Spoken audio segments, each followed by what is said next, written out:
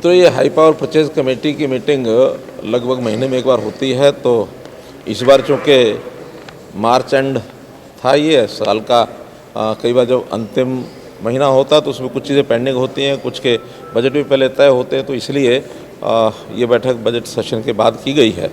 आज 28 एजेंडा ऐसे थे, उसमें से 27 एजेंडा पर काम हुआ, एक डेफर किया गया क्योंकि वो पार्टी कंसर्न जो है वही पहुँची नहीं थी, तो इसलिए 27 एजेंडे जो आज किए गए थे उसमें मुख्य रूप से 375 नई जो ई बसेज़ हैं, खास करके जो सिटी बस सर्विस के लिए मंगवाई थी हमने, 12 मीटर की जिनकी लंबाई है, उनको क्लियर किया है ताकि सभी लगभग 8 या 9 शहर ऐसे हैं जिनमें वो बसें अब सिटी बस सर्विस के रूप में चलेंगी।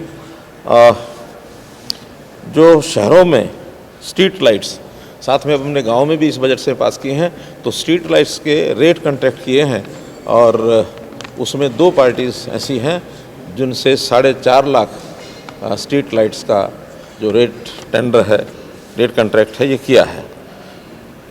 पब्लिक हेल्थ के लिए जो डीआई पाइप्स का एक टेंडर काफ़ी दिनों से शेष था, जिसके कारण से कुछ काम रुके हुए थे, आज लगभग 1200 करोड़ रुपए के और जो डीआई पाइप्स हैं उसके टेंडर भी रेट कॉन्ट्रैक्ट ये कर दिया गया है।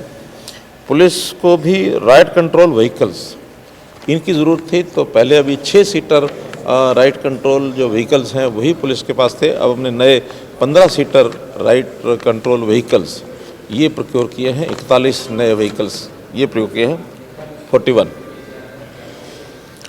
पुलिस का जो कम्युनिकेशन डिवाइस, जैसे हमने 112 की सर्विस शुरू की है, इसी प्रकार आगे हेल्थ के नाते से एम्बुलेंसेस को भी इसमें जोड़ने जा रहे हैं, फायर सर्विसेज में जोड़ी हैं, लेकिन जो कम्युनिकेशन ड्राइव जो एक सिस्टम है, डिवाइस है, उस सिस्टम को भी आज एक बड़ा सिस्टम जो है वो परचेज़ किया है।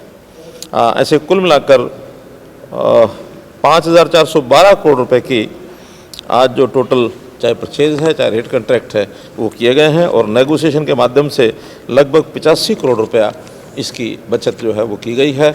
अलग अलग जो पार्टीज़ हैं उनसे नेगोशिएशन किया, तो इस प्रकार दिन भर का ये जो आज मैराथन बैठक चली है, इसमें सभी डिपार्टमेंट्स थे, पावर के डिपार्टमेंट थे, ट्रांसपोर्ट के, एजुकेशन का, इरिगेशन का, पब्लिक हेल्थ के, पुलिस के, तो ऐसे ये सब डिपार्टमेंट्स की जो परचेज़ है इन 27 टेंडर्स के माध्यम से की गई।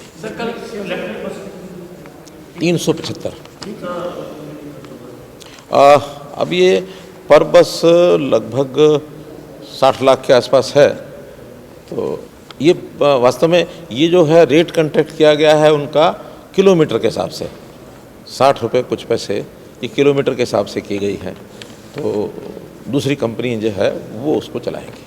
देखिए, क्योंकि ये डीलिंग जो होती हैं इसके अंदर कई तरह की जो पिलफरेज होती है, जो लीकेज होती है, कई तरह के अंदर सौदेबाजी हो जाती है, लेकिन हम तो एक एक व्यक्ति को और बहुत ट्रांसपेरेंट तरीके से, कई बार नेगोशिएटिंग जो पार्टीज़ होती हैं उन नेगोशिएशन में हम आमने सामने भी बैठाते हैं उनको कि भाई आप बोलो कौन सस्ता देगा, ये उसकी पैरामीटर्स हैं, उस पैरामीटर के ऊपर, और वो उस प्रकार से नेगोशिएशन करने के बाद अपना फाइनल अंतिम रेट लिख के देते हैं।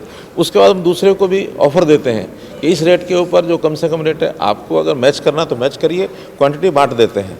तो बहुत ट्रांसपेरेंट तरीके से सारा काम किया जाता है ताकि जनता का जो पैसा है वो बचना चाहिए।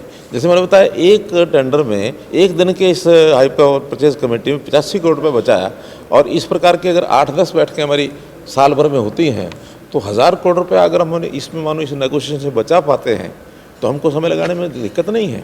हम बहुत बारीकी से चीज़ें करते हैं। आज हमारे फाइनेंस सेक्टर को एक काम बताया था कि हम अंतिम दिन CCL की लिमिट लेते हैं, जिससे ये परचेज़ की जाती है प्रोक्योरमेंट, चाहे वो गेहूं की हो चाहे आगे चल कर चावल की होती है, वो CCL लिमिट हमको साल में अंतिम दिन लेनी होती है। लगभग 6000 करोड़ रुपया आज लेना था, सुबह से उसकी नेगोशिएशन चल रही थी, तो उसके जो रेट्स हैं, अलग अलग जो बैंक्स हैं या अलग अलग ऑर्गेनाइजेशंस हैं जो पैसा लेंड करती हैं, उनके रेट्स अलग अलग हैं। तो आज उस रेट में हमारे सेक्रेटरी ने 3 बार नेगोशिएशन के अलग अलग जगह से बातचीत करने के बाद 14 करोड़ रुपये बचाए हैं आज एक ही डील में। तो इसका भी ध्यान रखते हैं और एक एक चीज़ हमारे से बात करते हैं। तो ऐसी चीज़ों को जब ध्यान करते हैं, इसकी बचत बहुत होती है, करप्शन पर चेक लगता है और जनता का इसमें लाभ होता है। देखिए, किसानों का जितना भी उनको खामियाजा होता है, उनको लॉस होता है, उनको कंपनसेशन हम देते हैं, और हमारा कंपनसेशन कल से पहले तक सारे देश में सबसे ज़्यादा था। पहले से ही 15,000 रुपये एकड़ हमने घोषित की हुई थी, केवल कल या 2 दिन पहले ही पंजाब ने इसको 15,000 किया, वरना वहाँ अब तक भी कम था। तो इस नाते से हम कंपनसेशन समय पर देते हैं। कोई उसमें किसी प्रकार की हैंकी पेंकी नहीं होती कि भी किसी का लॉस ज़्यादा हुआ और उसको हम कम कंपनसेशन देते हैं। हमारा कंपनसेशन अगर हुड्डा के समय का अगर सारा उठा के देख लिया जाए तो 10 साल का हुड्डा सरकार का जो कंपनसेशन था वो केवल 1,000 रुपया, लगभग 1,200 करोड़ रुपया था, जबकि हमारा 1 साल 2015 का केवल 1 साल का 1,200 करोड़ रुपया था। इस बार भी कंपनसेशन ज़्यादा देना पड़ेगा, लेकिन किसान के नुकसान को हम जो है उसको बर्दाश्त नहीं करने देंगे। मतलब जितना भी कंपनसेशन में अधिकतम दिया जा सकता है वो उनको देंगे।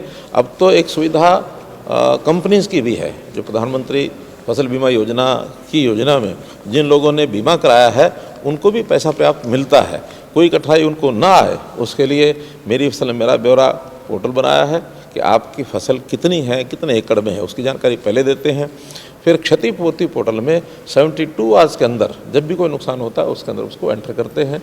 पटवारी हैं, तहसीलदार हैं, वो उसको वेरीफाई करते हैं और फिर बाद में जैसे ही फसल का सीज़न पूरा होता है उनको हम कंपनसेशन देते हैं। मई के महीने में सबको ये कंपनसेशन की राशि चली जाएगी। ठीक बात है। मैं इस पर ध्यान हमारा हेल्थ डिपार्टमेंट का बना हुआ है और मैं समझता हूँ कि जैसी पहले की परिस्थितियाँ वैसी तो नहीं आनी चाहिए, लेकिन जो केसेस आ रहे हैं उसको कैसे कंट्रोल किया जाए, हेल्थ डिपार्टमेंट पूरे तरह पर इस पर नज़र रखे और उसको हम हर तरीके से कंट्रोल करेंगे। ये रिश्तों का दौर बना रहे, अच्छे बने रहें, यही मेरी कामना है। धन्यवाद।